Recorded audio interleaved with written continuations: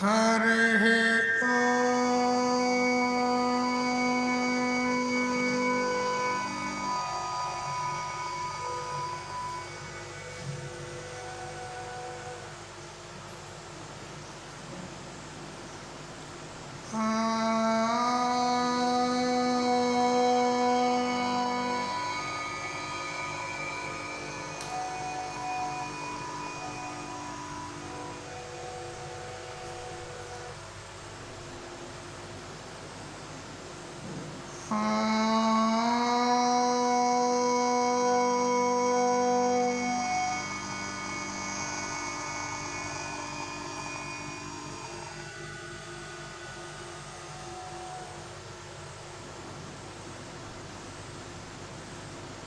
कृष्णं कमलपत्राक्षं पुण्यश्रवणकीर्तनं वासुदेवं जगद्योनिं नौमि नारायणं हरिं।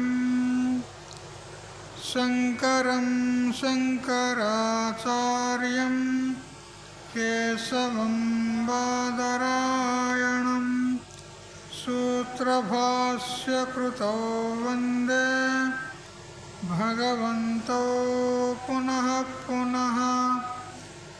ईश्वरो गुरुरात्मेति मूर्तिभेदविभागिने व्योमवद्व्याप्तदेहाय दक्षिणामूर्तये नमः। युक्ताहारविहाराय विविक्तस्थलवासिने मलयाळयतीन्द्राय ब्रह्मनिष्ठाय ते नमः। गीता भागवताद्वैता तत्त्वामृतस्वरूपिणे गण्डीक्षेत्रनिवासाय रामकृष्णाय ते नमः। ॐ पूर्णमदः पूर्णमिदं पूर्णात् पूर्णमुदच्यते पूर्णस्य पूर्णमादाय पूर्णमेवावशिष्यते। ॐ शान्ति शान्ति शान्तिः। स्वांत परिकल्पित ब्रह्मांडांतर्वर्ती सकल చరాచర ప్రాణికోట్లలోని అసత్ జడ దుఃఖ మోహాత్మకమైనటువంటి సకల ఉపాధుల కంటే విలక్షణమై సత్ చిత్ ఆనంద రూపం చేత స్వయం ప్రకాశమానమై వెలుగొందుచున్నటువంటి ప్రత్యేక భిన్న పరమాత్మకు సాష్టాంగ ప్రణమిల్లుతూ, ఆత్మీయులారా, శ్రీమద్ భగవద్గీత ద్వితీయ అధ్యాయము సాంఖ్యయోగము స్థితప్రజ్ఞుని యొక్క లక్షణాలు తెలుసుకుంటూ, మనసులో ఉన్నటువంటి సమస్త కోరికలను సంపూర్ణంగా త్యజించినప్పుడే ఆ స్థితప్రజ్ఞ స్థితి అంటే తన స్వరూపమునందు తాను నిలకడగలిగి ఉండేటువంటి స్థితి ప్రాప్తమవుతుంది అని చెప్పుకున్నాము.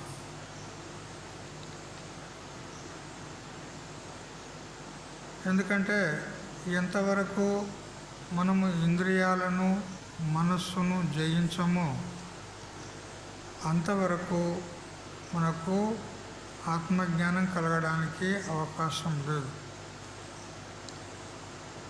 అయితే మనసు యొక్క స్వభావం ఏమిటంటే విషయ చింతన. ఎల్లప్పుడూ శబ్ద స్పర్శ రూప రస గంధాది విషయాలను చింతన చేస్తూ ఉంటుంది. ఒక్క క్షణము కూడా మనసు ఊరక ఉండదు. మీరు ఎప్పుడైనా నిరీక్షించి చూసారా మీ మనస్సును? ఎప్పుడు ఏదో ఒకటి చింతన జరుగుతూనే ఉంటుంది, మనకు తెలిసి తెలియక ఏదో ఒకటి జరుగుతూనే ఉంటుంది. అది ఒక్కసారి కూడా ఊరక ఉండదు. ఏదో ఒక పని కావాలి దానికంతే.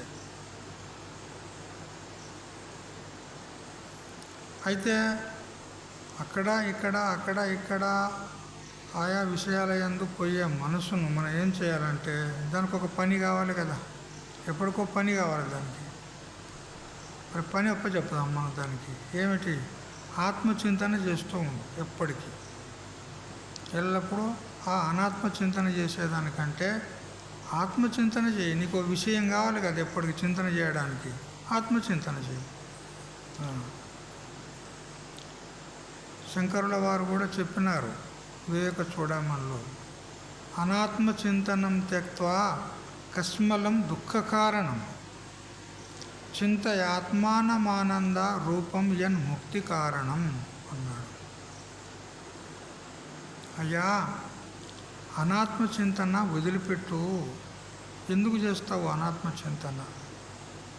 విషయ చింతన పనికొచ్చింది, పనికిరాంది, అంత ఇళ్ళ మళ్ళీ వాళ్ళది వీళ్ళది చింతన చేస్తుంది ఎప్పటికీ. వాడు అట్లయిండు, వీడు ఇట్లయిండు, ఈమెకి ఇట్లా ఉండే గమ్మకి అట్లా అయిపోయి, మంది చింతననే కదా. అనాత్మచింతన వదిలిపెట్టు అంటాడు. ఎందుకు వదిలిపెట్టాలి అని ఒకవేళ అడిగితే, కస్మలం, పాపభూయిష్టమైనటువంటి చింతనయ్యా అది అనాత్మచింతన. అయితే ఏమైంది స్వామీజీ అంటే, దుఃఖ కారణం. అది దుఃఖానికి కారణం ఉన్నది. దుఃఖం అంటే అన్నిటికంటే పెద్ద దుఃఖం ఏది చెప్పండి? పుట్టుట చచ్చుట, పుట్టుట చచ్చుట. ఇంతకంటే పెద్ద దుఃఖం ఏం లేదు. సంసార దుఃఖమే గొప్ప దుఃఖం. ఆ సంసార దుఃఖానికి కారణమవుతుంది విషయ చింతన. అందుకని అనాత్మచింతనం త్యక్త్వా, అనాత్మచింతన వదిలిపెట్టి. ఇప్పుడు వదిలిపెట్టి ఏం చేయాలి స్వామీజీ అంటే, ఆత్మానం చింతయా అన్నాడు. స్వరూప చింతన చెయ్యి, ఆత్మచింతన చెయ్యి, బ్రహ్మచింతన చెయ్యి, పరమాత్మ చింతన చెయ్యి. మరి ఆత్మచింతన చేస్తే లాభం ఏంది? లాభం కూడా కావాలి కదా. లాభం లేని దేవుడు చేస్తాడు కదా. మనకు మొట్టమొదటి లాభం కావాలి. పూర్వకాలంలో వ్యవసాయదారులు పంట ఇంటికి వచ్చిన తర్వాత, ధాన్యం ఇంటికి వచ్చిన తర్వాత దాన్ని కొలుచుకునేవారు. ఎంత పంట వచ్చింది మనకు అని. ఒక కడవ లాంటిది, దానికి ఏమంటారు, గుడ్డి ఏమో అంటుంటారు, పెద్ద ఒక 10-11 కిలోలు పడతాయి అందులో కుంచ. అది నింపి మొట్టమొదటి ఆ కుంచకు లాభం అంటాడు వాడు. ఒకటి అనడు, అంతే కదా. ఒకటి అనడు వాడు, లాభం అంటాడు వాడు. చూసిందా? అంటే లాభం కావాలి మనకు కదా. మరి ఆత్మచింతన చేస్తే ఏం లాభం మనకు అనంటే, యన్ ముక్తి కారణం. ఏదైతే ఆత్మచింతన ఉన్నదో అది ముక్తికి కారణం నాయన, మోక్షానికి కారణం అవుతుంది. అందుకని ఎల్లప్పుడూ ఆత్మచింతన చేస్తూ ఉండు. అందుకని మనసుకు మనము ఒక పని పెట్టాలి. ఎందుకంటే అది ఊరక ఉండదు కదా, ఎప్పుడో చింతన చేస్తూనే ఉంటుంది అది నిరంతరం. మరి ఆ చింతన చేసేదానికంటే ఇది మంచిది కదా ఆత్మచింతన. అందుకని ఆత్మచింతనకు దాన్ని నియుక్తం చేయాలి. ఒక ఆయనకు 500 ఎకరాల జమీన్ ఉన్నది, భూమి. అయితే ఆయనకు పాలేరులు ఎవరు దొరకలేరు, చీతగాళ్ళు. 500 ఎకరాలు యజమాని ఒక్కడి ఎంత సాగు చేస్తాడు? మహా అంటే 4-5 ఎకరాలు సాగు చేయగల. మరి అంతా అది పాడుపడిపోతుంది కదా అని పాలేరును వెతుకుతుంటే ఎవ్వరు కూడా దొరకడం లేదు. అప్పుడు ఎట్లా ఏం చేయాలి అని చింతతోని ఒక రామాలయం, మన రామాలయం లాగా ఒక ఆలయం ఉంటే ఆ ఆలయం దగ్గర పోయి అలా స్తంభాన్ని కొరిగి చింత చేస్తున్నాడు. ఏం చేయాలి? మరాఠీలో అంటారు కాయకరు కసకరు, కాయకరు కసకరు. మరాఠీ వస్తుందా మీకు? మరాఠీ రాదు. కాయకరు ఏం చెయ్యాలి, కసకరు ఎట్లా చేయాలి, ఏం చేయాలి ఎట్లా చేయాలి, ఏం చేయాలి ఎట్లా చేయాలి, ఇది చింతన పడ్డది. చింతన చేస్తూ అలా ఆ స్తంభాన్ని కొరిగి కూర్చుంటే ఒక సాధువు వచ్చాడు. సాధువు వచ్చి, ఏమయ్యా గట్ల కూర్చున్నావు, చింతతోని బెంగతోని కూర్చున్నావు ఏమిటి అంటే, అయ్యా ఏముంది, నాకు నేను ల్యాండ్ ఉన్నా, భూమి బాగానే ఉంది, కానీ చేసే దిక్కులేడు, వాడు సాగు చేసే దిక్కులేడు, నేను ఒక్కడిని ఎంతగానో చేయాలి, ఒక పాలేరు కావాలి, ఆ పాలేరు కోసం వెతుకుతూ ఉంటే నాకు ఎవ్వరు కూడా దొరకడం లేదు అని అంటే, సరే మరి నేను ఒక పాలేరు నీకు అప్పచెప్తా, చేయించుకుంటావా పని అని అంటే, ఓ మహా సంతోషం స్వామీజీ, చాలా ధన్యవాదాలు, ఎవరు వాళ్ళు చెప్పు అని అంటే, చూడు ఆ పాలేరుకు ఒక క్షణము కూడా రిలీఫ్ ఇవ్వద్దు అతనికి. ఒక క్షణము ఆగిదివనంటే పని ఇవ్వకపోతే అది నిన్ను మింగుతుంది. అట్లాంటి వాడిని ఇప్పిస్తాను నీకు. ఏ మస్తు పని ఉన్నది, నాకు 500 ఎకరాలు ఉన్నది, పని తక్కువ ఉన్నదా నాకు, పుట్టెడు పని ఉన్నది, తీసుకురా అన్నాడు. అయితే ఆయన సంకల్పం చేస్తే వచ్చింది. ఏంటిది? బ్రహ్మరాక్షసి ఒకటి,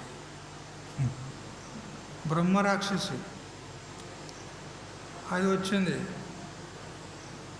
వచ్చిన తర్వాత ఇగో ఈ యజమాని దగ్గర నువ్వు ఉండి పని చేయి, ఆయన ఏ పని చెప్తే ఆ పని చేయి అని ఆ సాధువు వెళ్ళిపోయాడు.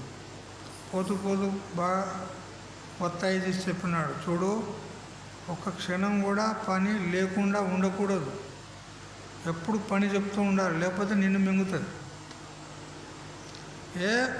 చాలా పని ఉన్నదిలే అని అంటాడు.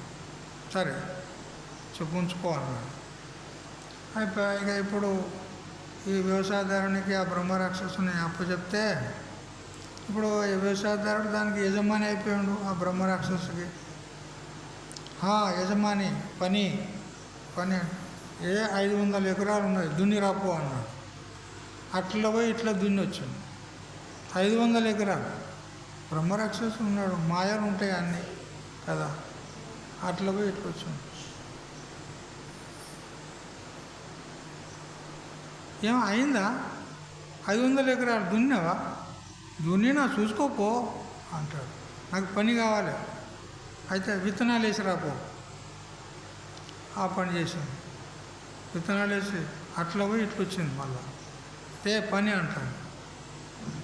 ఓయమ్మో ఇంకేం చెప్పాలి అనుకున్నాడు. పని చెప్పు లేకపోతే నిన్ను మింగుతా అంటుంది అది. అప్పుడు భయపడ్డాడు ఇక ఇతడు. నేను అనుకున్నా 500 ఎకరాలు మస్తు పని ఉన్నది, వీడేం చేస్తాడులే అని అనుకున్నా. ఓ అమ్మ వీడు 5 నిమిషాలలో పని అంతా చేసి వచ్చాడు, ఇప్పుడు నేనేం పని చెప్పాలి వీడికి అని భయపడ్డాడు. భయపడి పరుగున సాధువు దగ్గరికి పోయాడు. సాధువు నువ్వు నాకు అప్పచెప్పినటువంటి ఆ బ్రహ్మరాక్షసి, ఆ పాలేరు మహాభయానకున్నాడు, వాడు 5 నిమిషాలలో చేసి వచ్చాడు, మళ్ళీ పని అంటే నా దగ్గర లేదు, మరి ఏం చేయాలి నేను, ఇప్పుడు నన్ను మింగుతా అంటాను, ఇప్పుడు ఏం చేయాలి నేను అని అంటే, అప్పుడు దేవాలయాల ముందు పెద్ద ధ్వజస్తంభాలు ఉంటాయి కదా, పెద్ద ధ్వజస్తంభాలు, అట్లాంటి ఒక స్తంభాన్ని ఏర్పరిచి దానికి అంతా ఆముదం నూనె దాని చుట్టూ అంతా మొత్తం కిందికి మీదికి అంతా అంటించారు. దాంతోనే చెప్పాను, బ్రహ్మరాక్షతో దానికే చెప్పిండు. దీనికి ఆముదం పొయ్యి అంటే పూసింది. చెప్పు పని కావాలి, ఏం లేదు ఈ స్తంభాన్ని ఎక్కు దిగు ఎక్కు దిగు. నేను మళ్ళీ పిలిచే దగ్గర రావద్దు. నేను మళ్ళీ పిలిచే దగ్గర నా దగ్గర రావద్దు. అదివరకు ఇంకా ఎక్కు దిగు. అది మళ్ళీ ఇంకా ఆముదం రుద్దింది ఉన్నది అంతా. ఇక తనలాడుతూ ఉన్నది, ఇక ఎక్కుతూ ఉన్నది, దిగుతూ ఉన్నది, అయిపోయి. చూసారా? ఇంకంతనే దృష్టాంతమే పెద్ద గొప్ప ఏం లేదు. మనం ఏం చేయాలి? మనం ఇప్పుడు ఏం చేయాలి? ఎందుకు చెప్పుకున్నాం దృష్టాంతం? ఈ మనస్సు ఉన్నదే, దీనికి ఎప్పుడూ ఒక పని కావాలి కదా. సరే, ఇప్పుడు దానికి పని అప్పచెప్పుదాం. ఏమిటి? ఆత్మచింతన చెయ్యి, శ్రవణం చెయ్యి, మననం చెయ్యి, నిధిధ్యాసనం చెయ్యి. ఇంకా ఒకవేళ విసుగొచ్చిందనుకో, ఊకి ఏమి ఇదే పని చేయనా అంటే సేవ చెయ్యి, గురువుల సేవ చెయ్యి, ఆశ్రమ సేవ చెయ్యి, ఆలయం సేవ చెయ్యి అని ఈ పని పెట్టాలి. దానికి ఎప్పుడు నిరంతరం అదే పని పెట్టాలి. అప్పుడు చెప్పినట్టు వింటుంది. ఎట్లా చెప్తే అట్లా వింటుంది. చూసారా? ఈ విధంగా మనస్సును అన్యత్ర పోనీయకుండా, అనాత్మచింతన చేయనీయకుండా ఆత్మచింతనే చేయించాలి. ఆత్మచింతన యందే ఆ మనసును మనము సంలగ్నం చెయ్యాలి. దాంతోపాటు ఇంద్రియాలను, ఆ ఇంద్రియాలు కూడా అవి మనం అంటాము ఇంద్రియాన్ని ప్రమాదీని అని అంటాము. ఇంద్రియాలు చాలా ప్రమాదమైనవి అని అంటాము, కానీ అంత ప్రమాదమేం కావు. ఎందుకంటే ఈ మనస్సు ఇంద్రియాలతో సంబద్ధమైతే అప్పుడు ప్రమాదకరములు అవుతాయి. ఈ మనసుకే వేరే పని పెట్టినామనుకో, ఇంద్రియాలతో సంబంధం కాకుండా, బహిర్ముఖం కాకుండా అంతర్ముఖం చేసి ఆత్మచింతనలో దాన్ని ప్రవేశపెట్టినామనుకో, ఆ ఇంద్రియాలు ఏం పని చేయగా మనస్సు వాటితో సంబంధం అయినప్పుడే అవి మనకు ప్రమాదానికి గురవుతాయి, కారణమవుతాయి. కానీ మనసు ఎప్పుడైతే అంతర్ముఖంగా పోయిందో ఇంద్రియాలు అవి ఏం పనిచేయవు. అందుకని మనము మనసులోనే ఈ విషయాలకు సంబంధించినటువంటి సంకల్పం కూడా చేయకూడదు. సంకల్పం చేస్తే అయిపోయి ఆ సంకల్పమే మెల్లమెల్లగా అంటారు కదా లోకం లోపల, తొండ ముదిరి ఊసర వెళ్ళి అయిందంట అంటారా? తొండ ముదిరి ఊసర వెళ్ళి అయిందంట. గట్లా ఈ సంకల్పమే ముదిరి అది కామముగా మారుతుంది. ఆ కామం పోయి క్రోధంగా మారుతుంది. ఆ క్రోధము బుద్ధి భ్రష్ట చేస్తుంది. అప్పుడు సర్వనాశనం అయిపోతాడు. అదే చెప్పినాడు భగవంతుడు ఇక్కడ. చదవండి. ధ్యాయతో విషయాన్ పుంసః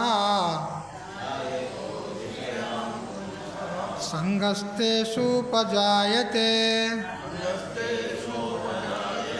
సంగాత్ సంజాయతే కామః కామాత్ క్రోధోభిజాయతే క్రోధాత్ భవతి సమ్మోహః సమ్మోహాత్ స్మృతి విభ్రమః స్మృతిభ్రంశాత్ బుద్ధినాశో బుద్ధినాశాత్ ప్రణశ్యతి. చూసారా? అర్థమైంది అనుకుంటా. శ్లోకం అల్పగా సులభంగానే ఉన్నది. అర్థమైందా? పుంసః అంటే పురుషుడు, విషయాన్ ధ్యాయతః విషయాలను ధ్యానించినంత మాత్రం చేతనే తేషు ఆ విషయాలలో సంగః ఉపజాయతే ఆసక్తి కలుగుతుంది. విషయాలను ధ్యానించినంత మాత్రం చేతనే, సంకల్పించినంత మాత్రం చేతనే ఆ విషయాల యందు ఆసక్తి, సంగము కలుగుతుంది. అంటే ఇది నాకు కలిగితే బాగుంటుంది, ఇది నేను పొందితే బాగుంటుంది అని దాని యందు ఒక రకమైనటువంటి ఆసక్తి ఏర్పడుతుంది. ఇక సంగాత్ ఆ ఆసక్తి చేత క్రమేణ కామం ఏర్పడుతుంది, కోరిక, దృఢమైనటువంటి కోరిక ఏర్పడుతుంది. ఈ వస్తువును లేదా ఈ విషయాన్ని నేను పొంది తీరాలి అనేటువంటి గట్టి కోరిక కలుగుతుంది. ఇక ఆ కోరిక నెరవేరితే విషయాల యందు లోభం కలుగుతుంది. ఒక డబ్బు సంపాదించాలనేటువంటి కోరిక కలిగిందనుకో, అతడు ప్రయత్నం చేస్తున్నాడు, పొందినాడు డబ్బును పొందిన తర్వాత ఇప్పుడు ఏమవుతుంది, ఆ కామమే లోభంగా మారుతుంది. ఆ కామమే లోభంగా మారుతుంది. ఒకవేళ ఆ కామమునకు ఏదైనా ప్రతిబంధకం ఏర్పడిందనుకో, డబ్బు సంపాదించాలనేటువంటి కామన కలిగింది, కోరిక కలిగింది. ఆ కోరిక నెరవేరకుండా ఏదైనా ప్రతిబంధకమైంది, ఒక అడ్డు నిలిచింది అనుకో, ఏదైనా విఘ్నం వచ్చింది, ఎవరైనా దాన్ని నిరోధించినారనుకో, అతడు డబ్బు సంపాదించకుండా అతనికి ఎవరైనా నిరోధించినారనుకో, అప్పుడు ఆ కామమే ఏమవుతుంది, క్రోధంగా మారుతుంది. చూసారా?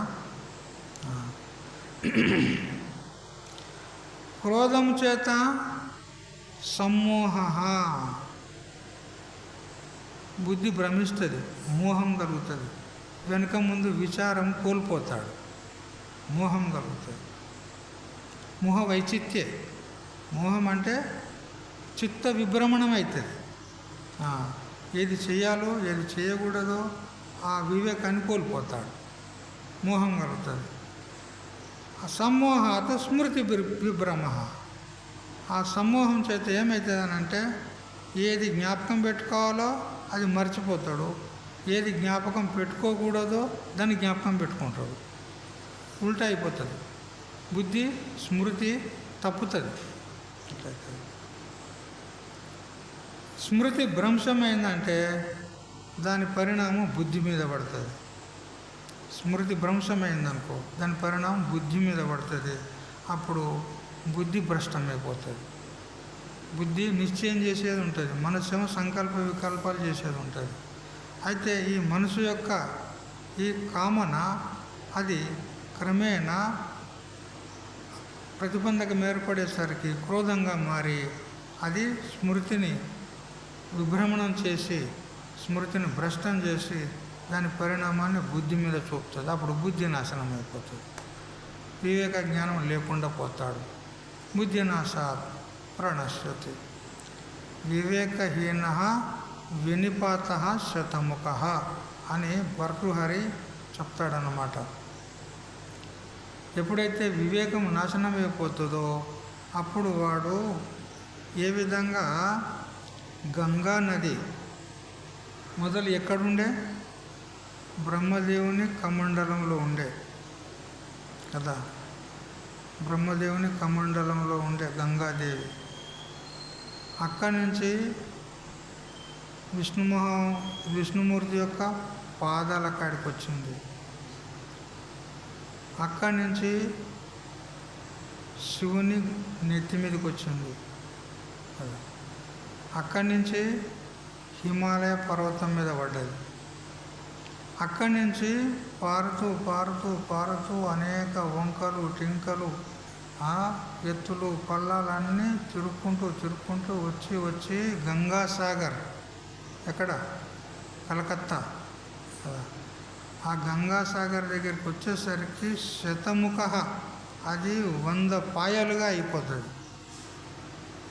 ఒకేసారి వచ్చి గంగలో ఆ సముద్రంలో కలవదు గంగా నది, దానికి తోడుగా బ్రహ్మపుత్ర నది అందులోనే కలుస్తుంది. ఇక్కడి నుంచి బ్రహ్మపుత్ర నది చైనా నుంచి అట్లా వచ్చి మేఘాలయ, బంగ్లాదేశ్ అవన్నీ తిరుక్కుంటూ వచ్చి ఆ బ్రహ్మపుత్ర నది కామాఖ్య మందిరం ఉన్నది కదా అక్కడి నుంచి అది మెల్లగా వచ్చి కలకత్తా దగ్గర ఈ గంగా నది బ్రహ్మపుత్ర రెండు కలిసేసరికి ఆ వేగంతో మొత్తం ఇట్లా చీలికలు అయిపోతుంది అన్నమాట. చీలికలు అయిపోయి గంగాసాగర్లో కలిసిపోతాయి. అంటే ఎక్కడున్నటువంటి గంగ అది ఎట్లా పతనమైన చూడు, వచ్చి అన్ని చీలికలయ్యి ఆ సాగరంలో కలిసిపోతుంది. అట్లా వివేకం లేనటువంటి వాడు పతనమయ్యి వాడు ఎందుకు పనికి రాకుండా పోతాడు, వాని స్వరూపాన్నే నాశనం చేసుకుంటాడు. అందుకని ఎప్పుడైతే బుద్ధి నాశనం అవుతుందో అప్పుడు వాడు ప్రణశ్యతి, వాడు నాశనం అయిపోతాడు.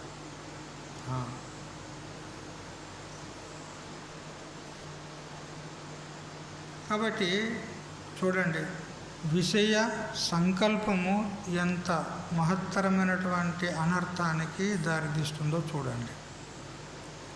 అందుకని విషయ చింతన మనసులోనికి రానివద్దు. సరే, మన నిత్య జీవితంలో మన శరీర నిర్వహణ కోసము ఎన్ని విషయాలు కావాలో అన్ని విషయాలను మనం సేకరించుకొని వాటితో జీవన నిర్వహణ చేసుకోవాలి. కానీ మోహం చేత, ఆసక్తి చేత, కామన చేత అధికంగా కావాలని కోరకూడదు. ఇది అంటే మన పరమార్థ సాధనకు విఘ్నము కాకుండా నీకు ఎన్ని విషయాలు కావాలో అవి సంగ్రహం చేసుకో. పరమార్థ సాధనకు, ఆత్మచింతనకు ఒకవేళ విఘ్నం కలిగించేలాగా నువ్వు కామనలు చేసినావనుకో భ్రష్టుడు అయిపోతావు, అంతే.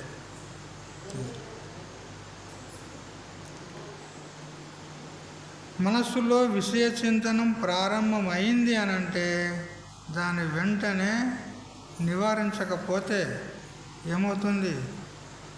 ఒక అగ్ని యొక్క నిప్పు రవ్వ, మినుగురు అంటారు కదా, చిన్న రవ్వ, దాన్ని వెంటనే ఆపేయకపోతే, దాన్ని నాశనం చేయకపోతే అది క్రమేణా వృద్ధి పొంది ఎంత అయినా కానీ కాల్చిపడేయచ్చు. పెద్ద పర్వతంలాగా ఉన్నటువంటి ఒక గడ్డి వాములు ఉంటాయి కదా, మన వ్యవసాయదారులు వరి చేను కోసిన తర్వాత పూర్వకాలంలో, ఇప్పుడంతా మషిన్లతో కోస్తారు, పొట్టు పొట్టు అయిపోతుంది, గడ్డి చేతికి దొరుకుతలేదు. అప్పుడు గడ్డి ఇంత పొడుగు ఉండేది. వాటిని కట్టలు కట్టి ధాన్యాన్ని కొట్టి ఆ ధాన్యాన్ని వేరు చేసి ఆ కట్టలను పెద్ద గోడంలాగా గడ్డి వాములు పెట్టేవారనమాట. ఎంత పెద్ద వామైనా కానీ చిన్న మెరుగుడు పడితే చాలు, అది నిమిషాల్లో భస్మైపోతుంది. అట్లా చిన్న కామనైనా ఎందుకు కాదు, చిన్న కోరికనైనా ఎందుకు కాదు, మన మనసులో ఉన్నట్లయితే అది ప్రజ్వలించి వికృత రూపాన్ని ధరించి మనల్ని పాడు చేస్తుంది. కాబట్టి విషయ ధ్యానాన్ని మనము ఉపేక్షించరాదు, బాగా నిరీక్షించి చూడాలి. మనసు ఏం చింతన చేస్తుంది, ఏం ఆలోచన చేస్తుంది, ఏం సంకల్పం చేస్తుంది, ఎప్పటికీ మనసును చూస్తూ ఉండాలి. ఏదైనా అనర్థకారి అయినటువంటి చింతన చేస్తుందనుకో, ఎందుకు చేస్తున్నావు, దీంతో ప్రయోజనమే ఉన్నది, దీని తర్వాత పర్యవసానం ఏముంటుంది అని దానికి నచ్చజెప్పాలి. చెప్పి ఆ విషయం నుండి దాన్ని వెనక్కి మలచాలి. అదే పని ఉండాలి మనం.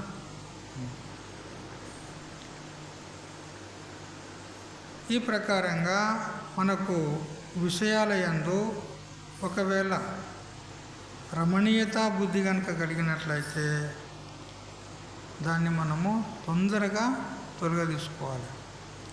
ఇప్పుడు మీరంతా పంట పొలాలు వేస్తారు కదా, పంట పొలాల్లో కలుపు మొక్కలు వస్తాయి, గడ్డి మొదలైనవి లేస్తాయి. మన వరి మొక్కలతో పాటు అవి కూడా లేస్తాయి. మీరు వాటిని తీసేయకపోతే వరి పంట వస్తుందా? అవే మొదలే పెరుగుతాయి ఈ వరి పంట కంటే కదా. అందుకని వాటిని వెంటనే తీసేస్తామా లేదా? అట్లా ఈ మనసులో వచ్చేటువంటి ఈ చెడు ఆలోచనలు కలుపు మొక్కల్లాగా కదా, అవి వస్తాయి. వాటిని వెంటనే తీసేస్తూ ఉండాలి. తీస్తే తీ మెల్లగానంటే అవి పెరిగి పెద్దగా అయ్యి మళ్ళీ వశం కాకుండా అయిపోతుంది కదా. మొక్కై వంగనిది మ్రాణై వంగున అంటారా లేదా?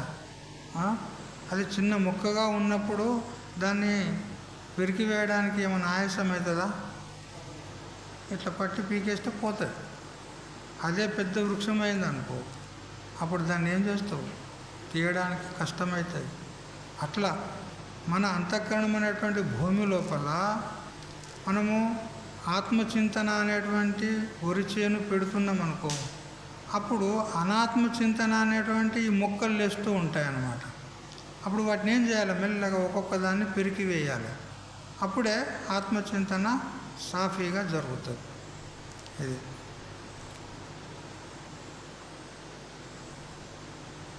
ఇప్పుడు మనం చదువుకున్నటువంటి ఈ 2 శ్లోకాలు ఏవైతే ఉన్నాయో, ధ్యాయతో విషయాన్ పుంసః అని, వీటిని కొంతమంది క్యాలెండర్ మీద రాసుకుంటారంట. వీటికి క్యాలెండర్ శ్లోకాలు అంటారు. ఈ రెండిటికి క్యాలెండర్ల మీద రాసుకుంటారు. ప్రతిరోజు తారీఖు చూస్తారు కదా, ఆ తారీఖు చూసినప్పుడు ఆ శ్లోకాలు కనపడతాయి. ధ్యాయతో విషయాన్ పుంసః.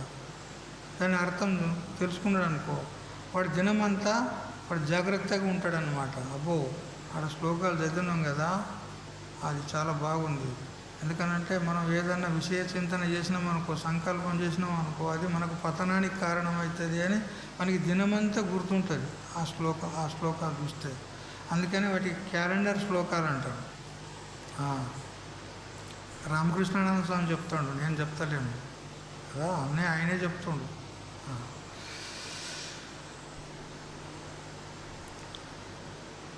కేవలం బాహ్యేంద్రియాలను నిగ్రహించి మనసుతో విషయధానం చేస్తే ఏమవుతుంది స్వామీజీ? బాహ్యేంద్రియాలను అన్నిటినీ కూడా కిటికీలు దర్వాజాలు అన్నీ మూసేద్దాం కదా. ఈ ఇంద్రియాలు ఏంటి? కిటికీలు కదా, ఇవన్నీ మూసేద్దాం. ఇక మనకు ప్రమాదం ఏమి ఉన్నదని అంటే, మనస్సు ఉందే అది లోపల ఉండి చింతన చేస్తుంది, లోపలికి తెచ్చుకుంటుంది అది విషయాలను. బయట కళ్ళు మూసినవు, చెవులు మూసినవు, ఇంద్రియాలు మూసినవు, బాహ్యేంద్రియాలు, కానీ ఆ విషయాలను లోన తెచ్చుకొని లోపల నములుతూ ఉంటుంది అన్నమాట. అంటే చింతన చేస్తూ ఉంటుంది కదా. ఆ చింతన ఆత్మధ్యానానికి అది ప్రతిబంధకం అవుతుంది. చూసావా? అందుకని బాహ్య విషయాలను నిగ్రహించినంత మాత్రాన స్థితప్రజ్ఞత రాదు. మనస్సుతో సహా నిరోధించాలి. ఎందుకంటే స్థితప్రజ్ఞత అనండి, సమాధి అనండి, ఏదైనా అనండి, ఇవన్నీ కూడా మానసిక అవస్థలే. ఏ విధంగా జాగ్రత్త అవస్థ, స్వప్నావస్థ, సుషుప్తి అవస్థ ఇవన్నీ కూడా మానసిక అవస్థలేనో, అట్లా సమాధి కూడా మానసిక అవస్థనే. మనసుతోనే మనం సమాధిని శీలించవలసి ఉంటుంది. అంటే మనసును ఏ విధమైనటువంటి సంకల్ప వికల్పాలు లేకుండా దాన్ని స్థిరపరిచేది ఉంటుంది. అయితే ఆ స్థిర చిత్తం కూడా మనస్సే, అది మనస్సే. కాకపోతే చింతన లేదు ఇప్పుడు, అంతే. సంకల్పాలు లేవు. అది కూడా ఒక మనసు యొక్క అవస్థనే. కొందరు అంటారు సమాధిలో మనస్సు ఉండదు అంటారు. మీరేమంటారు? సమాధిలో మనస్సు ఉండదు, అమనస్క స్థితి అంటారా లేదా? అంటే మనసు లేని స్థితి. అమనస్క స్థితి అంటే మనసు లేని స్థితి. అక్కడ మనసు ఉండదు, కేవలం ఆత్మనే ఉంటుంది అక్కడ. అంటే ఇది ఎంతవరకు నిజం?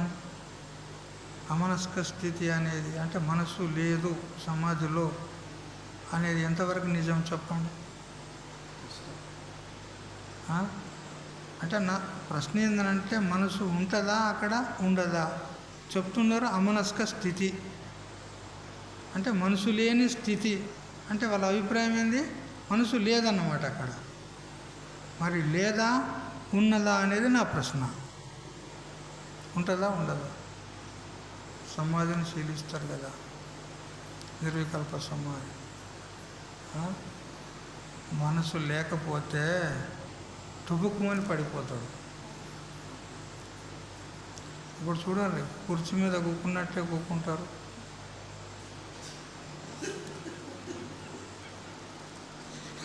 కదా, కుర్చీ మీద కూకున్నట్టే కూకుంటారు అంటారు. ఇట్లెందుకు అయింది చెప్పండి? మనసు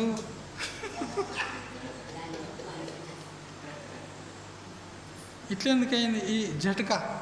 ఒక్కసారి ఇట్లా అంటారు కదా, ఇట్లెందుకయింది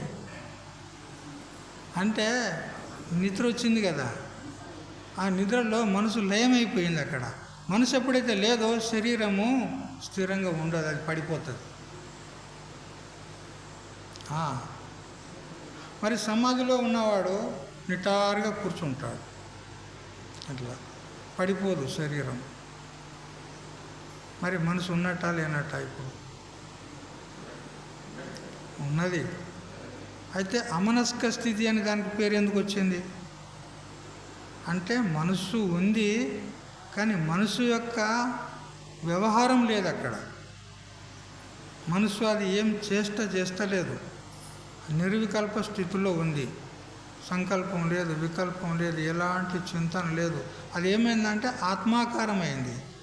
ఆత్మను చింతన చేస్తూ చేస్తూ చేస్తూ ఆత్మాకారమయ్యి ఏ విధమైనటువంటి ప్రాపంచికమైనటువంటి సంకల్పాలు లేనటువంటి స్థితిని పొందింది. అది దానికే అమనస్క స్థితి అంటారు. కానీ మనసు పూర్తిగా లేనే లేదు అని తాత్పర్యం కాదు. అది అర్థమైందా?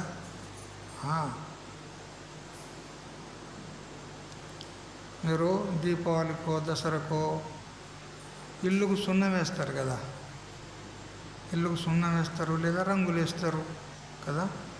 అప్పుడు ఏం చేస్తారంటే ఇంట్లో ఉన్నటువంటి వస్తువులను అన్నిటినీ తీసి బయట పెడతారా? ఇక ఒక ఆయన లోన ఉంటాడు, బయట ఇంకో ఆయనకు అందిస్తూ ఉంటాడు ఒక్కొక్కటి కదా. అన్నీ అయిపోయినాయి కదా, ఒక్క వస్తువు కూడా లేదు. ఏమయ్యా ఇంకేమైనా ఉన్నాయా? ఏమీ లేవు అంటాడు. నిజంగా ఏమీ లేదా ఆడ? ఇంట్లో ఏం లేదా ఇప్పుడు?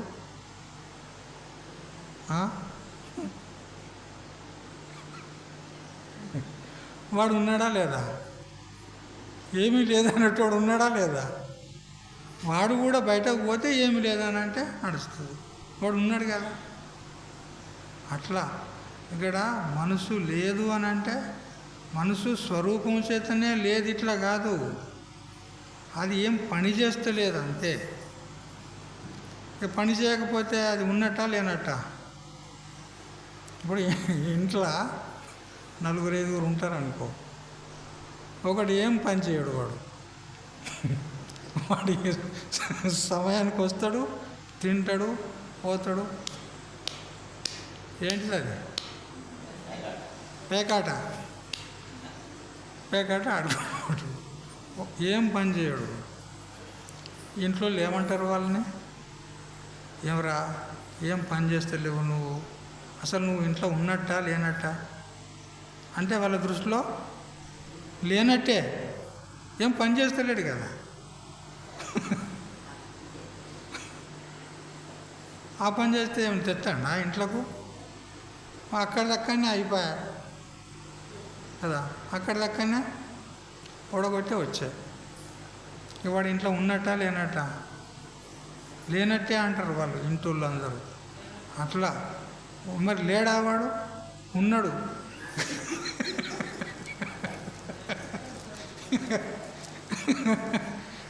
తినేందుకు వస్తాడు కదా, ఉన్నట్టే కదా. కానీ వాళ్ళ దృష్టిలో వీళ్ళు లేనట్టే, ఏం పని చేస్తలేడు. అట్లా మనసు ఉంటుంది, సమాధిలో ఉంటుంది, కానీ దాని వ్యాపారం ఉండదు. అది అమనస్క స్థితి అంటే. అట్లా ఉంటే పర్వాలేదు, ఏ సంకల్ప వికల్పాలు లేకుండా ఆత్మాకారం కలిగి ఉంటే ఏం ఆపత్తి లేదు. అది మనకు ఉల్టా సాధకమవుతుంది, మనకు మోక్షానికి హేతువవుతుంది. కానీ అది ఏమిదైనా ఒక చిన్న సంకల్పం తీసుకొని ఆలోచన మొదలుపెట్టిందా సమాధి భంగం అయిపోతుంది కదా. ఇట్లా అది స్థితప్రజ్ఞత అనబడదన్నమాట. అయితే వైకుంఠపాలి అని ఒక ఆట ఉంది కదా, నిచ్చెన మీద నుంచి వెళ్ళిపోతూ ఉంటే వాడు మీది మీదికి ఊర్ధ్వగతికి పోతాడు. పాము మింగితే కిందికి వస్తాడు. చూసారా? ఒక్కపారే ఇంత కష్టపడ్డదంతా ఒక్కపారే గడప్ వచ్చి కింద పడతాడు. అట్లా మనం క్రమంగా మన యొక్క సాధన చేస్తూ చేస్తూ చేస్తూ మీదికి పోవాలి. ఎవరితోని పోవాలి? ఈ మనసుతోనే పోవాలి. మనం మనసుతోనే సాధన చేయాలి.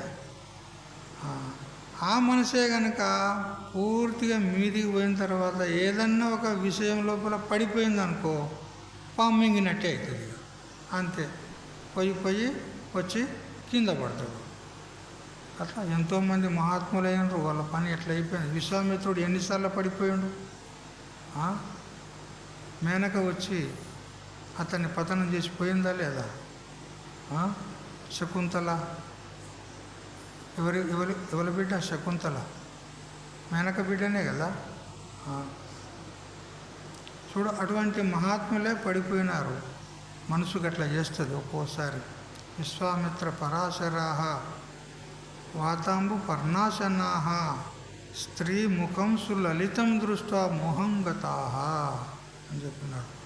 మంచి వాళ్ళే ఒక స్త్రీ విషయంలో పడిపోయినారు. స్త్రీ అంటే చాలా బలవత్తరమైనటువంటి విషయం అండి. ప్రపంచంలో శబ్ద, స్పర్శ, రూప, రస, గంధ అనేటువంటి విషయాలు వేరువేరుగా ఉంటాయి. పృథక్ శబ్దం ఉన్న చోట స్పర్శం లేదు, స్పర్శం ఉన్న చోట రసం లేదు. ఇట్లా పృథక్ ఉంటాయి. కానీ స్త్రీ యందు అన్ని విషయాలు ఏకత్రితమై ఉంటాయి. అందుకని ఆ విషయంలో పడిందనుకో వాడు ఒక్కసారి పెద్ద పొమ్మ మింగినట్టు అవుతాడు, పతనం అయిపోతాడు.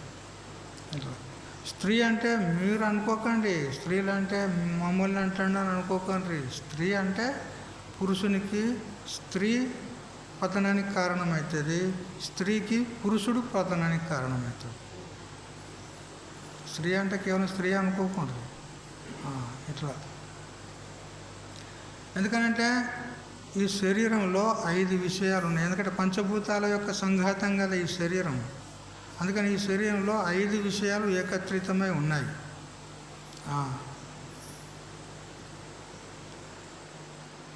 ఎంతమంది మగవాళ్ళు ఉన్నా కానీ అందులో ఒక్క స్త్రీ కనుక ఉండి మాట్లాడిందనుకో, దూరంగా ఉన్న వ్యక్తికి వినబడిందనుకో ఆ శబ్దం, ఎవరో స్త్రీ మాట్లాడుతున్నారు అని గుర్తుపడతాడు. ఎందుకు? స్త్రీ యొక్క కంఠము ఒక రకంగా ఉంటుంది, పురుషులదేమో గాడిదలాగా ఉంటుంది.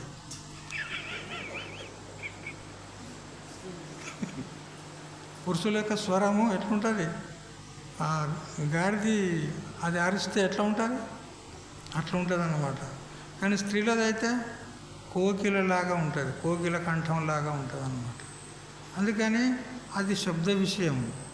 చూసారా? ఆ మధుర స్వరానికి పురుషులు లోబడతారు. అట్లా ఇక స్పర్శ విషయమా చెప్పకు కదా, అదైతే ఆ సుఖం వేరే ఉంటుంది, స్పర్శ సుఖం. మరియు రూపము కదా, రూపలావణ్యం కూడా స్త్రీలో పురుషుల కంటే అధికంగా ఉంటుంది. మరియు రసనము అది వేరొకంగా ఉంటుంది, అది వేరే వాళ్ళకి అర్థమవుతుంది, అది చెప్పేది కాదు. ఆ శబ్దము ఈ రసన చెప్పేది కాదు కదా. ఇక గంధమా, సెంట్లు, పౌడర్లు అవేవో వేస్తారు కదా. ఇవి ఎందుకు వేస్తారు? సెంటు, పౌడర్లు, గౌడలు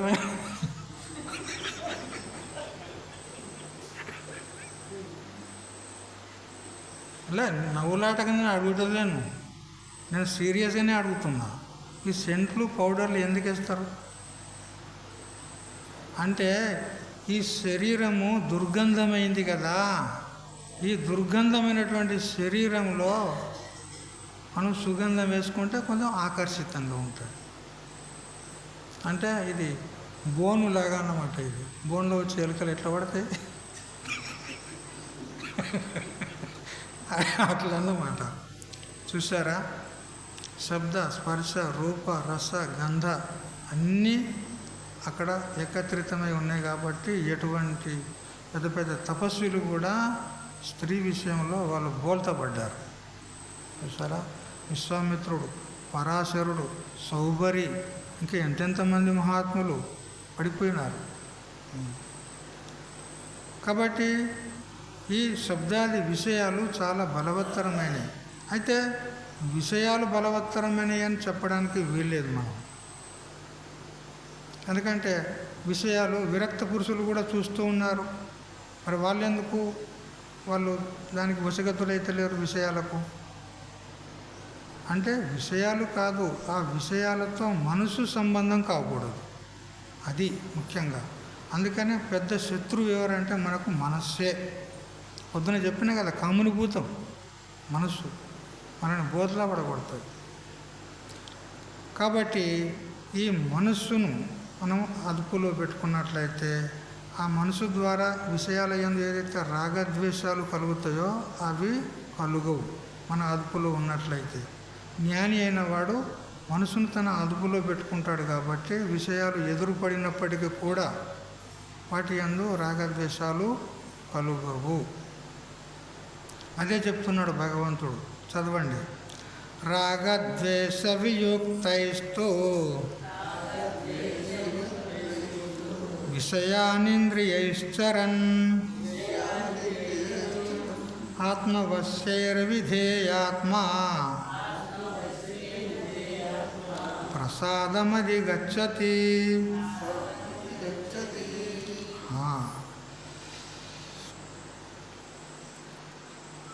విధేయాత్మతు, విధేయాత్ముడైతే అంటే మనసును స్వాధీనమునందు ఉంచుకున్నవాడైతే, ఆత్మవశ్యై అంటే తనకు వశీభూతములుగా ఉండునట్టి, రాగద్వేష వియుక్తై అంటే రాగద్వేషాలు లేనటువంటి, ఇంద్రియై ఇంద్రియముల చేత, విషయాన్ అంటే ఆత్మ సంరక్షణం కొరకు మాత్రము గల విషయాలను, చరణ్ అంటే అనుభవించుచున్నవాడై, ప్రసాదం అధిగచ్చతి అంటే చిత్తశాంతిని పొందుతాడు.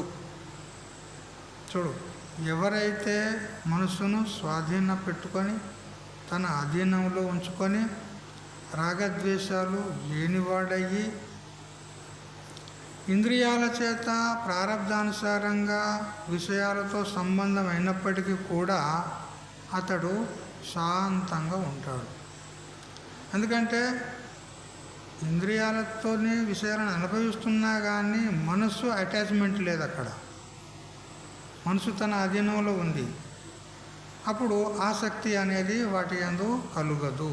ఎప్పుడైతే ఆసక్తి కలగదో అప్పుడు అనర్థమేమీ లేదు. అందుకని జ్ఞాని అయిన వాడు వివేకంతో విషయాలను అనుభవిస్తూ ఉండి కూడా అతడు అంటకుండా ఉంటాడు. అది ఇది స్థితప్రజ్ఞ యొక్క లక్షణం అని అంటూ చెప్పినాడు. ఎందుకనంటే బ్రహ్మజ్ఞానం కలగగానే వెంటనే శరీరం అయితే పడిపోదు కదా. అతనికి ఆ శరీరానికి ఎంతో కొంత ప్రారంధం ఉంటుంది కొన్ని సంవత్సరాల మేరకు. అయితే ఆ ప్రారంధం ఒడిస్తేనే కానీ శరీరం పడిపోతుంది. మరి ప్రారంధం ఒడవక ముందుకే మధ్య అవస్థలోనే జ్ఞానం కలిగిందనుకో, ఇంకా శేష జీవితం ఉంటుంది కదా. మరి ఆ శేష జీవితాన్ని గడపాలంటే మరి భోజనమైనా చేయాలా, వస్త్రాలను ధరించుకోవాలన్నా, స్నానమైనా చేయాలన్నా, అంతే కదా. కొన్ని విషయాలు ఉపయోగం చేసుకోవాలి. అయితే ఆ విషయాలను అనుభవిస్తూ ఉంటాడు, కానీ వాటి యందు రాగద్వేషాలు లేవు. రాగం అంటే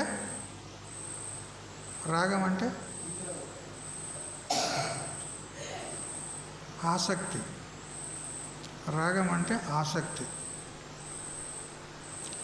अनुकूल वस्तु के ज्ञान से जन्य जो बुद्धिवृत्ति सो राग कहिए है దానికి లక్షణం ఉంది.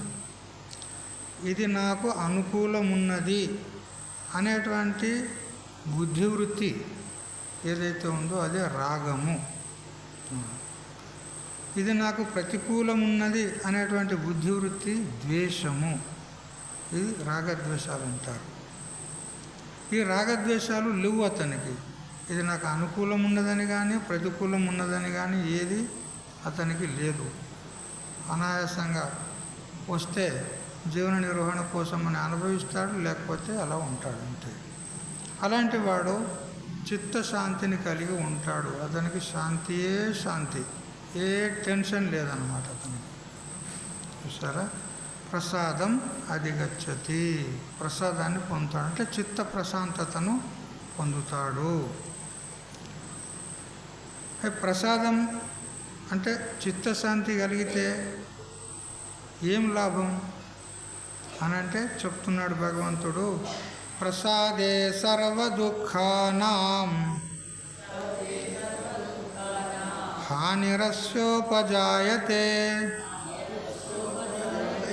ప్రసన్నచేతసో హ్యాసు బుద్ధి పర్యవతిష్ఠతే.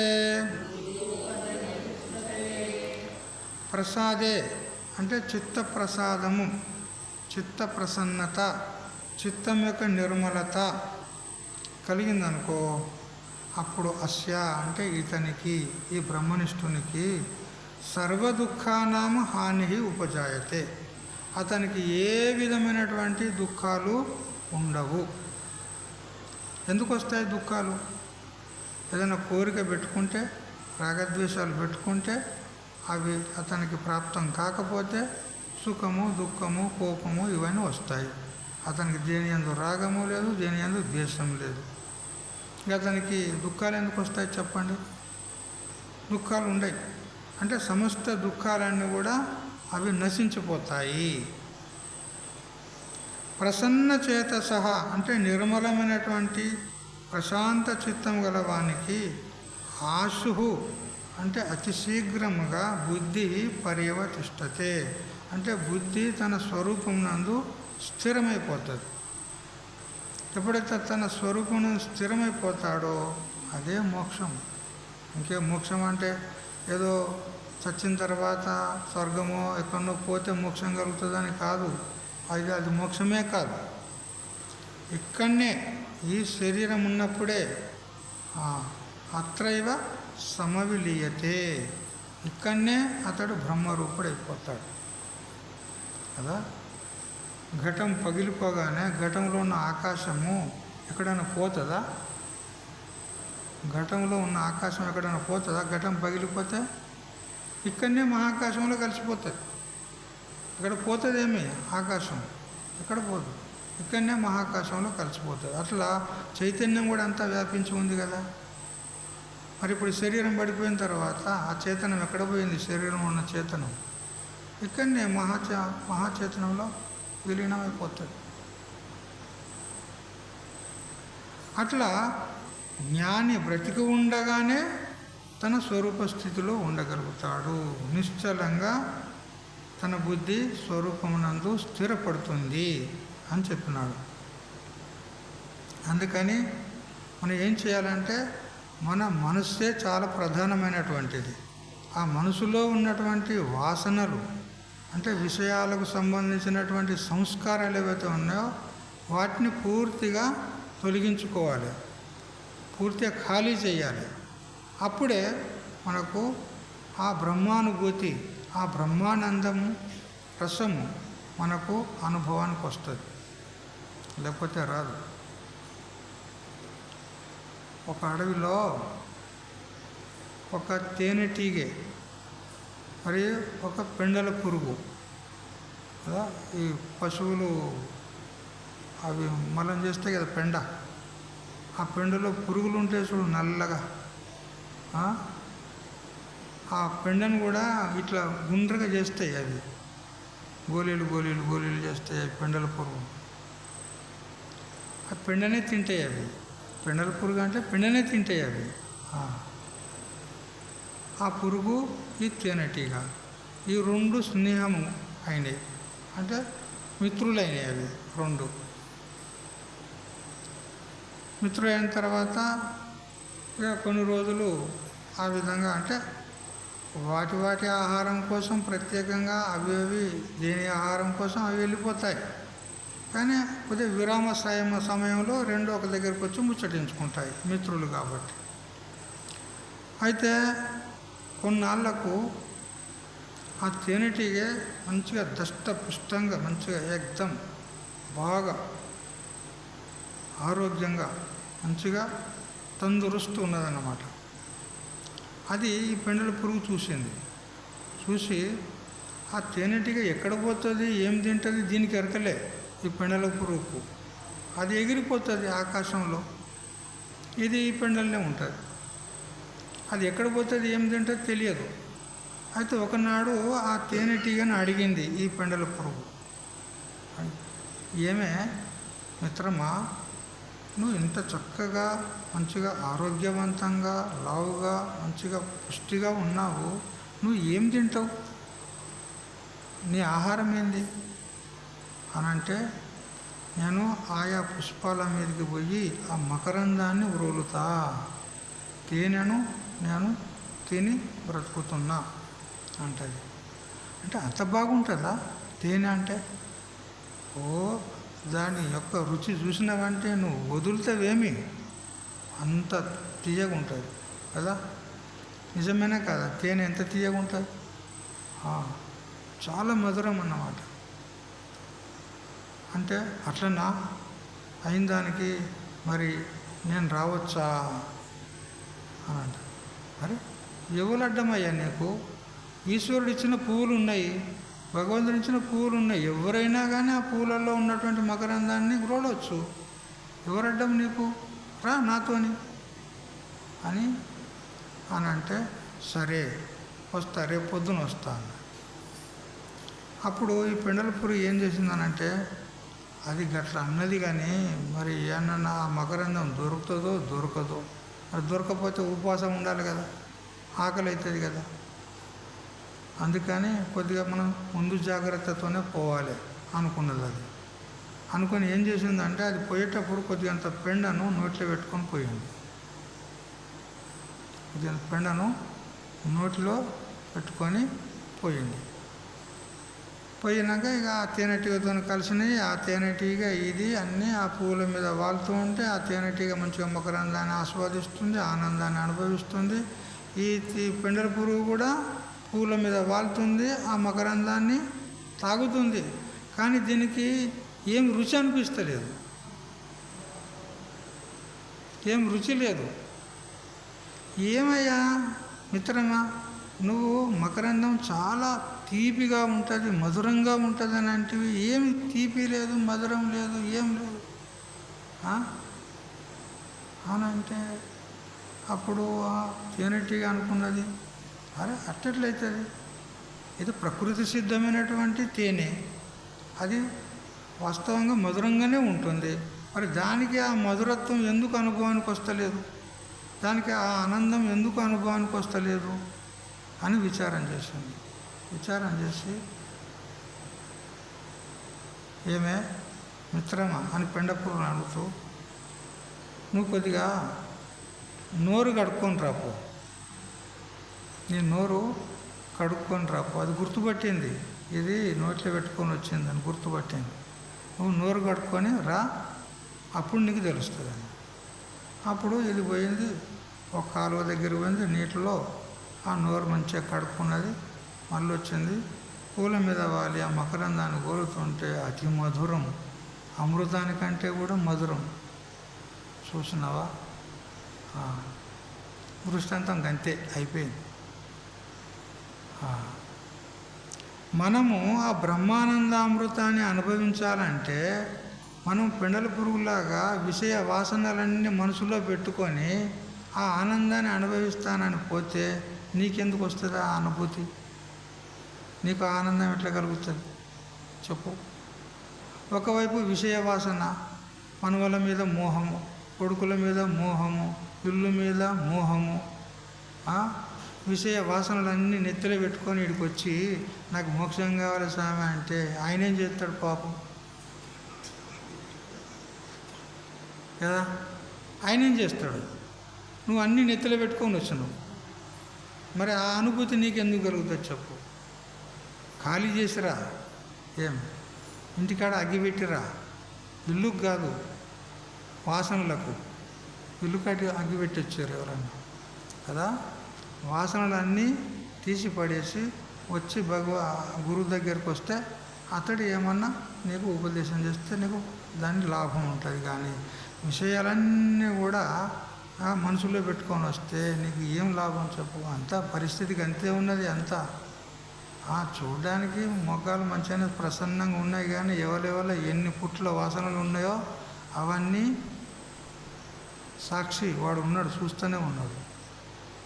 ఉన్నాయా లేదా? ఉన్నాయి, వదులుతలేరు. ఎందుకు? ఉన్నాయనే వదులుతలేరు, అంతే కదా. కాబట్టి ప్రసాదే సర్వదుఃఖాన్ని, మన మనస్సును ప్రసన్నంగా నిర్మలంగా ఏ విధమైనటువంటి విషయ వాసనలు లేకుండా ఉంచుకొని ఆత్మాకార వృత్తిని కనుక చేసినట్లయితే ఆ ఆనందము మనకు అనుభవానికి వస్తుంది. మన బుద్ధి ఆ స్వరూపం నందు స్థిరపడుతుంది. అంతేగాని విషయాల వాసనలన్నీ కూడా సంస్కారాలను బుద్ధిలో పెట్టుకొని నాకు ఆత్మసాక్షాత్కారం కావాలంటే అది ఎన్ని జన్మలకైనా అయ్యే పని కాదు.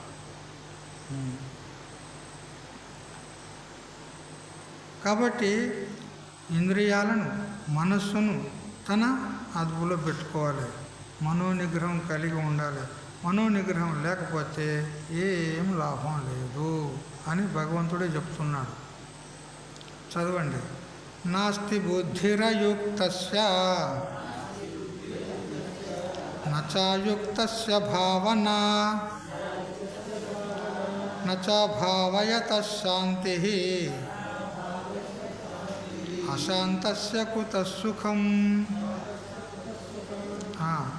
అయుక్తస్య అంటే మనోనిగ్రహం లేనటువంటి, బుద్ధి శుద్ధం లేక ఉన్నట్లయితే, మరియు బుద్ధి స్థిరం లేదు, మనోనిగ్రహం లేదు, అటువంటి వాడు భావనాచ అంటే ఆత్మజ్ఞానం నందు ప్రవేశము అతనికి కలుగదు అని చెప్తున్నాడు. అభావయత అంటే ఆత్మభావన లేని వానికి శాంతి అంటే ప్రకృతి శమనము అనేది కలుగదు. శాంతి లేని వానికి సుఖం లేదు. అశాంతస్య కుత సుఖం. ఎప్పటికీ చంచల చిత్తం ఉంటుంది మనసులో.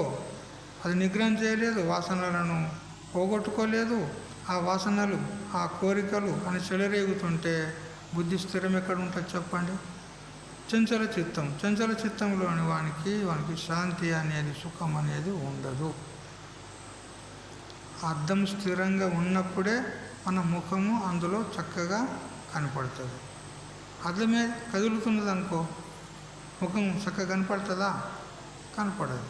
అట్లా బుద్ధి చంచలం ఉన్నదనుకో, ఆ విషయం మీద ఈ విషయం మీద అక్కడ ఇక్కడ విచారం చేస్తుందనుకో, ఆ అస్థిరమైనటువంటి చంచల బుద్ధిలో మన స్వరూప సాక్షాత్కారము కలగదు, వానికి శాంతి ఉండదు. ఇప్పుడు ఎంత చక్కగా చెప్పినాడు. అశాంతస్య కుత సుఖం. శాంతి లేని వానికి సుఖం ఎక్కడిది అంటాడు. చాలామంది అంటారు నాకు సుఖం లేదు, నాకు శాంతి లేదు, ఎక్కడ పోయినా కానీ ఏడ దొరుకుతలేదని వస్తారు మా దగ్గరికి. మేమేం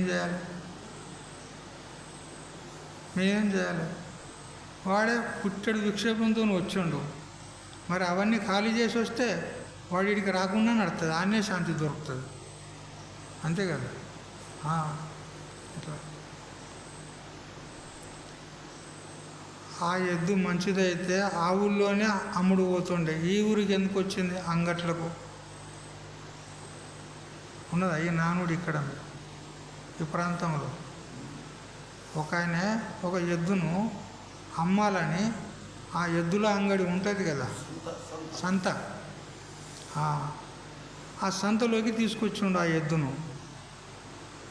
అయితే ఇక్కడ ఉన్నోళ్ళు అంటారు ఆ ఎద్దు మంచిదైతే ఈ సంతల దగ్గర ఎందుకు వచ్చింది? అది మంచిదైతే ఆ ఊళ్ళోనే ఎవడన్నా చూసి దాని మంచిదనాన్ని చూసి ఎవడన్నా కొని అక్కడనే ఉంచుకుంటుండే. అది ఇక్కడికి ఎందుకు వచ్చిందంటే అది మంచిది కాదనే వచ్చింది. అంతే కదా.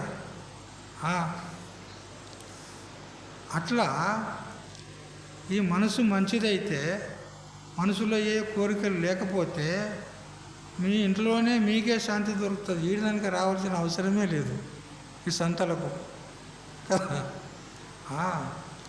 ఎప్పుడు మనసులో కోరికలు లేకుండా అవుతాయో అప్పుడే శాంతి, ప్రశాంతి, ఆనందంగా. మహాత్ములను చూస్తారా మీరు ఎప్పుడన్నా? అంటే బ్రహ్మనిష్ట మహాత్ములు అంటే ఈ బట్టలు వేసుకున్న వాళ్ళు మహాత్ములు చాలామంది ఉన్నారులే, కానీ బ్రహ్మనిష్ట మహాత్ములు చూడు, వాళ్ళు ఎప్పుడు కూడా శాంతంగా ఉంటారు. ఎందుకు? వాళ్ళకు దేని యందు ఆసక్తి లేదు, దేనికి సంబంధించిన కోరికలు లేవు. ఎల్లప్పుడూ అంతర్ముఖ స్థితిలో ఉంటారు, శాంతంగా ఉంటారు, బ్రహ్మానందాన్ని అనుభవిస్తూ ఉంటారు. ఎందుకు అంటే వాళ్ళ మనస్సు నిగ్రహించినారు. వాళ్ళ మనసులో ఏ విధమైన కోరికలు లేవు, అప్పుడే శాంతి. అందుకని ప్రధానంగా మొత్తం వేదాంత శాస్త్రమంతా కూడా చెప్పేదంతా ఒకే ఒక ముక్క: నీ మనసును నువ్వు అదుపులో పెట్టుకో, అంతే. మనసు స్థిరపడితే మోక్షం ఎక్కడో దూరంగా లేదు. అందుకని మనసు చాలా ఇది అనర్థకారి ఉంది.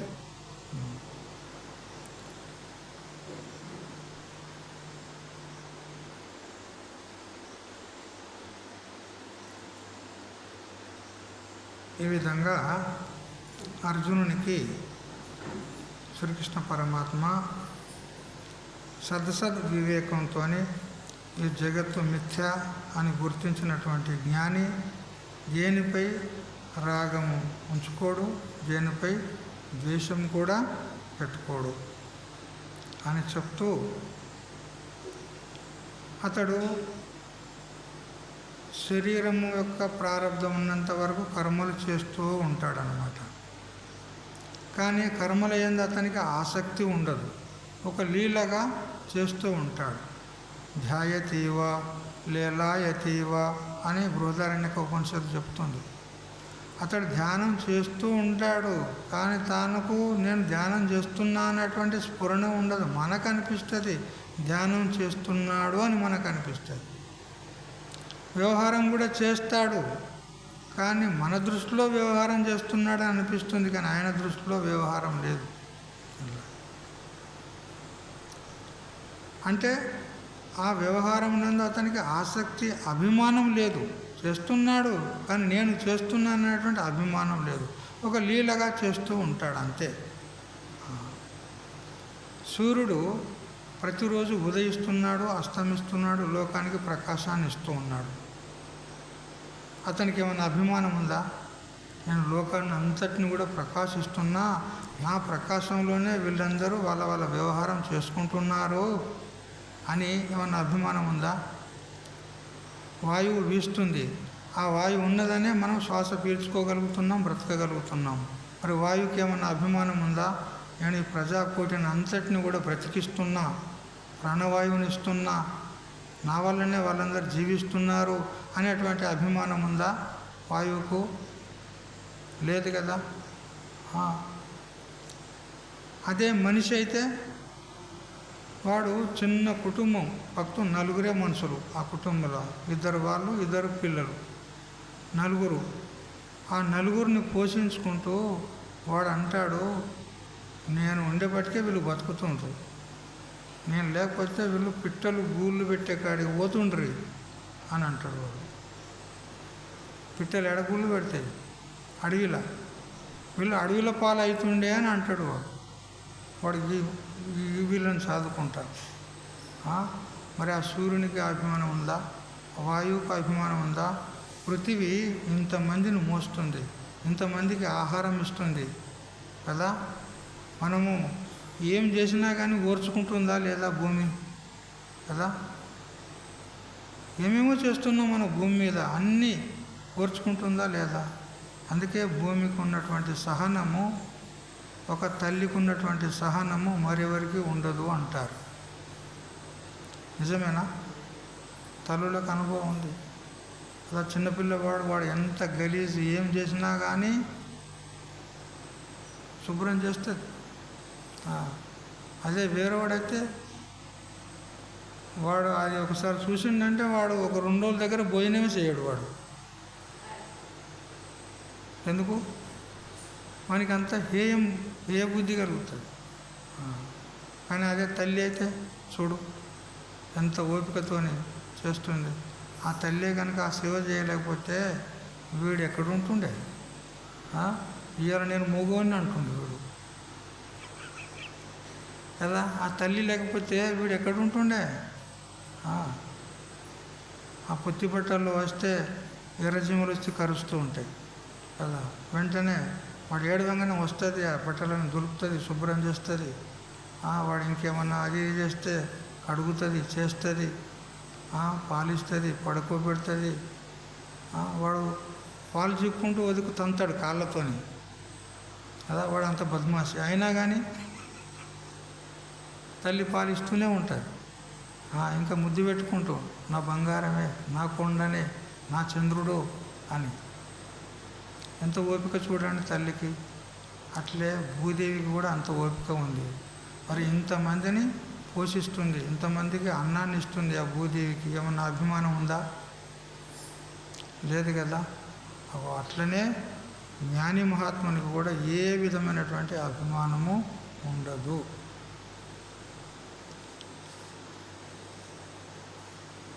ఇంద్రియ జయానికి స్థిత ప్రజ్ఞతకు గల సంబంధాన్ని అన్వయ వ్యతిరేకాల ద్వారా ఇంత దగ్గర మనకు భగవంతుడు చెప్పి, ఇప్పుడు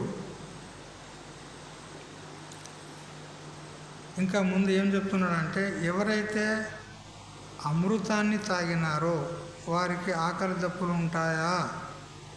ఏ విధంగా దేవతలు అమృతాన్ని తాగుతారు, వాళ్ళకు ఆకలి దప్పులు ఉన్నాయా? లేవు. మనలాగా వాళ్ళకి ఆకలి కాదు, దప్పిక కాదు, అమృతం తాగారు. అట్లా ఈ జ్ఞాని మహాత్ముడు కూడా ఆ బ్రహ్మానంద రసామృతాన్ని తాగినాడు.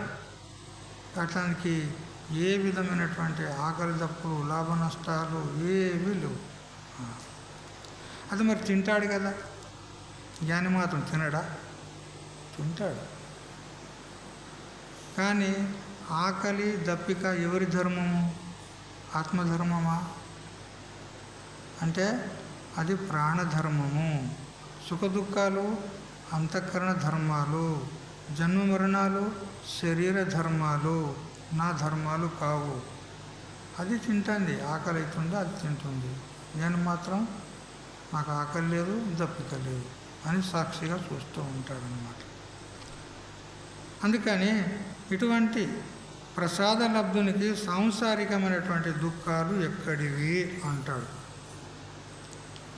సూర్యుడు ఉదయించిన తర్వాత చుక్కలు ఉంటాయా? ఇంకా ఉంటాయా చుక్కలు? సూర్యుడు ఉదయించిన తర్వాత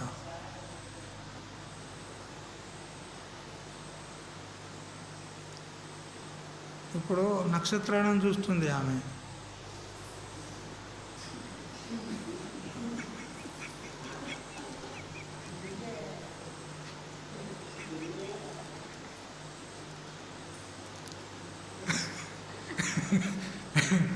సూర్యుడు ఉదయించిన తర్వాత నక్షత్రాలు ఉంటాయా చెప్పండి? ఉండవా? సత్యమా?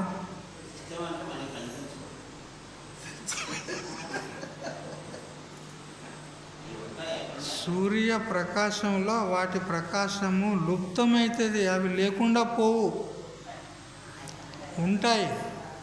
వాటి ప్రకాశం లుప్తమైపోతుంది అన్నమాట. అదే ఇప్పుడు మనదంటే పల్లెటూరు, కానీ ఇప్పుడు విశాఖపట్నం అంటే పెద్ద పెద్ద సిటీలలో వీధి లైట్లు ఉంటాయి కదా. వీధి లైట్లు వాళ్ళు ఒక్కోసారి వాటిని ఆపు చేయరు, రాత్రంతా వెలిగినాయి. మరి ఉదయం పూట అట్లే వెలుగుతూనే ఉంటాయి అవి. కానీ వాటి ప్రకాశం యొక్క ప్రభావం మనకు కనపడదు. వెలుగుతూ ఉన్నాయి, కానీ సూర్యుని యొక్క ప్రకాశంలో వాటి ప్రకాశం ఏమైంది? లుప్తమైపోయింది. లేదు ఇట్లా కాదు, ప్రకాశిస్తలేదు ఇట్లా కాదు, ప్రకాశిస్తుంది, కానీ దాని ప్రకాశము సూర్యప్రకాశంలో లుప్తమైపోతుంది. అట్లా ఆత్మ ప్రకాశంలో, ఆత్మ ఆనందంలో ఈ విషయ సుఖాలు, ఈ ప్రాపంచిక దుఃఖాలు అన్నీ ఎక్కడెక్కడ సమసిపోతాయి. గప్చుప్ అయిపోతాయి. అట్లా సింహం గర్జించిన తర్వాత నక్కలు ఏమవుతాయి, ఎక్కడ గప్చుప్ అయిపోతాయి. బయటకు వస్తామంటే అది మింగుతుంది మనల్ని. అట్లా జ్ఞాని ఎప్పుడైతే ఆత్మప్రసాదాన్ని పొందుతాడో, ఆత్మానందాన్ని అనుభవిస్తాడో, అతనికి ఈ సుఖ దుఃఖాలు ఏమి ప్రభావాన్ని చూపెట్టవు.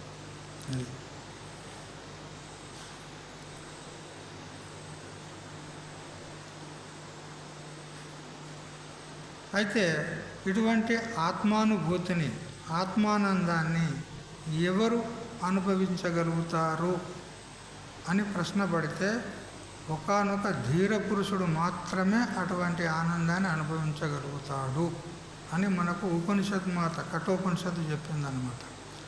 పరాంచికాన్ని వ్యతృణ స్వయంభూ తస్మాత్ పరాన్ పశ్యతి నాంతరాత్మన్ కశ్చిద్ధీర ప్రత్యగాత్మానమైక్షత్ ఆవృత్తచక్షు అమృతత్వమిచ్చన్.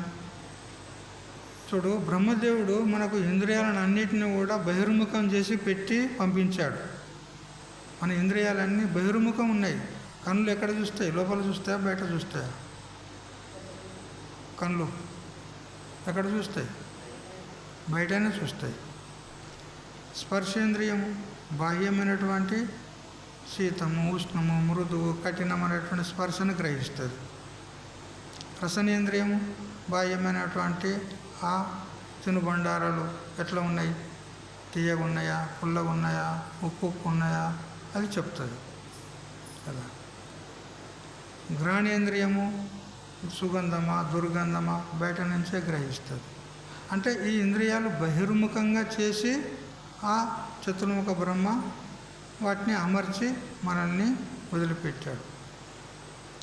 కానీ ఈ ఇంద్రియాలు లోన ఉన్నటువంటి అంతరాత్మను అవి తెలుసుకోజాలవు అంటాడు. బాహ్య విషయాలను తెలుసుకుంటాయి, కానీ లోన ఏ సాక్షి ఆత్మ ఉన్నదో దాన్ని మాత్రం అవి తెలుసుకోజాలవు. కానీ ఒకానొక ధీర పురుషుడు మాత్రము అంతరాత్మను తెలుసుకోగలుగుతాడు, అనుభూతం ఉనర్చుకోగలుగుతాడు.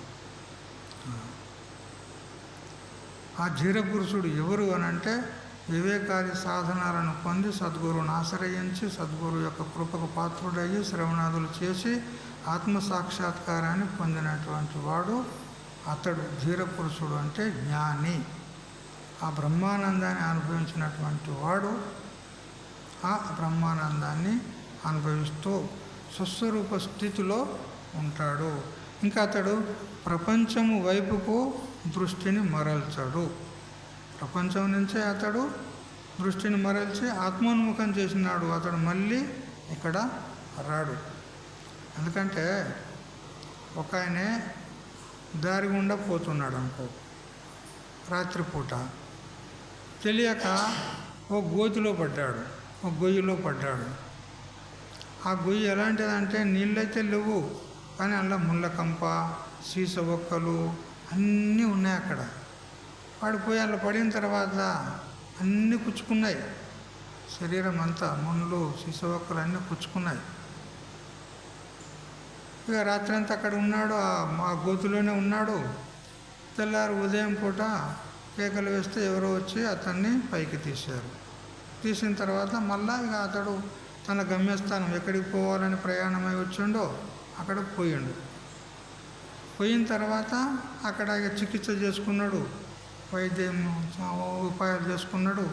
ఒక 4-5 దినాలకు మంచిగా అయింది శరీరం. అయిన తర్వాత మళ్ళీ తన స్వగ్రామానికి మళ్ళీ తిరిగి దినం పూట వస్తున్నాడు. పోయేటప్పుడేమో రాత్రిపూట పోయిండు, గోతిలో పడ్డాడు. వచ్చేటప్పుడు మాత్రం దినం పూట వస్తున్నాడు. మరి దినం పూట ప్రకాశం ఉంది కదా, అక్కడ గోతి ఉందని కూడా స్పష్టంగా తెలుస్తుంది. మరి చూసుకుంటూ పోయి మళ్ళీ అదే గోతిలో పడతాడా? రాత్రి అంటే కనపడకుండా పడ్డాడు. ఇప్పుడు దినం పూట కూడా పోయి అందులో పడతాడా? మరి అందులో పడ్డటువంటి అనుభవం కూడా ఉన్నది లేదంటవా? ముళ్ళు గుచ్చుకున్నది, ఆ అవస్థ, ఆ దుఃఖం అనుభవం ఉందా లేదా? మళ్ళీ చూస్తూ పోయి ఆ గోతిలో పడతాడా? పడడు. నహి రాత్రౌ కూపే కంటకే పతిత తస్మిన్నేవ పతతి ఉదితే సవితరి అని శంకరాచార్యులు బ్రహ్మసూత్ర భాష్యంలో ఈ దృష్టాంతం ఇస్తాడు. ఎవడైతే తెలియక గోతిలో పడిండో వాడే చూస్తూ చూస్తూ దినం పూట మళ్ళీ పోయి పడతాడా? పడడు. అట్లా మహాత్ముడైనటువంటి వాడు అజ్ఞాన దశలో సంసారంలో ఎన్ని దుఃఖాలు ఉన్నాయో అవన్నీ అనుభవించే వచ్చాడు. పుచ్చుకునే అన్ని ముండ్లు, ఏది కొడుకులు, బిడ్డలు, బంధువులు, బలగము అంతా వాన్ని ముందు కూర్చున్నట్టు కూర్చున్నారు వాన్ని కదా. అవన్నీ అనుభవాలు ఉన్నాయి. మళ్ళీ జ్ఞానం కలిగిన తర్వాత మళ్ళీ పోయి ఆ సంసార కూపంలో పడతాడా? సంసారం ఏంది? అది కూడా ఒక గోతి, పెద్ద గోతి కూపం. ఆ సంసార కూపంలో మళ్ళీ పడతాడా? పడడు. అట్లా ఈ విధంగా జ్ఞాని అయినటువంటి వాడు ఎల్లప్పుడూ ఆనందంగా ఉంటాడు. ఏ విధమైనటువంటి చీకు చింత అతనికి ఉండదు. కేవలం స్వరూపానందాన్ని అనుభవిస్తూ ఉంటాడు. ఇది స్థితప్రజ్ఞుని యొక్క లక్షణం. తెలిసిందా? మరి అటువంటి అనుభూతిని పొంది ఆ స్థితిలో మనం ఉండగలగాలంటే మరి ఎంత సాధన చేయాలి చెప్పండి. ఏం పోయి మనకు సంతలోకి పోతే పైసలు ఇస్తే మనకు పాలకూర దొరికినట్టు దొరుకుతుందేమి? ఈ స్థితి, ఈ మోక్షం అనేది అట్లా దొరికేది కాదు. చాలా సాధన చేయాలి, ఎంతో కష్టపడాలి. కష్టే ఫలి కదా, కష్టపడితే ఫలం దొరుకుతుంది. అందుకని మరి సాధన చెయ్యండి, శ్రవణం చెయ్యండి, మహాత్ములను ఆశ్రయించండి, చేయగలిగినంత సేవ చేయండి, వాళ్ళ కృపకు పాత్రులు కండి. అప్పుడు కానీ వారి అనుగ్రహం చేత మీరు కూడా వారు పొందినటువంటి అనుభూతిని మీరు కూడా పొంది ఆనందించెదరుగాక. హరి ఓం తత్సత్. ఓం సహనా భవతు, సహనౌ భునక్తు, సహ వీర్యం కరవావహై, తేజస్వినావధీతమస్తు మా విద్విషావహై. ఓం శాంతి శాంతి.